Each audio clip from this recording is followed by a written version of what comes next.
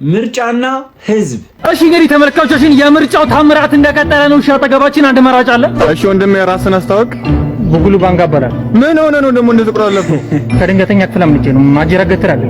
ካልመረጥኩ ብዬ እኮ ነው የመጣው። እሺ ወንድሜ ስምህን አስታውቅ። እሺ እንግዲህ ዘንድሮ ዛሬ እየሆኑ ያሉት ነገሮች ሲሆን ተከታትረን ነበር እና አሁን ደውላልኝ ማለት ነው። አባ ደረስኩ እኮ የት ነህ አለች። ቀጥታ አይሆንም ያልኩት አይሆንም። መጀመሪያ ምርጫ ሳልመርጥ ነው የትም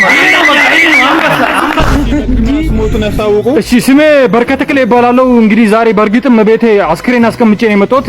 እድልተኛውን ተሰብስቦ ሊቀብር እየጠበቀ ነበር፣ ግን ምርጫ ሳልመርጥ ምንም አይነት እንቅስቃሴ እሺ ወንድሜ ራስን አስታውቅ። አይ እኔን እንኳን አታውቁኝም። እንዴት? የዛሬ 2 ዓመት ነው የሞትኩት እናማ ለምርጫው ብዬ ነው መቃብር ፈንቅዬ የተነሳሁት። ለምርጫው ምንም ያልተፈጠረ ነገር የለም። እያንዳንዱ ነገሮች የተፈጠሩ ናቸው፣ ያያችኋቸው ናቸው። እናንተስ ምን ትላላችሁ? ኮሜንት ላይ ሀሳባችሁን ግለጹልኝ። እስከዛው ግን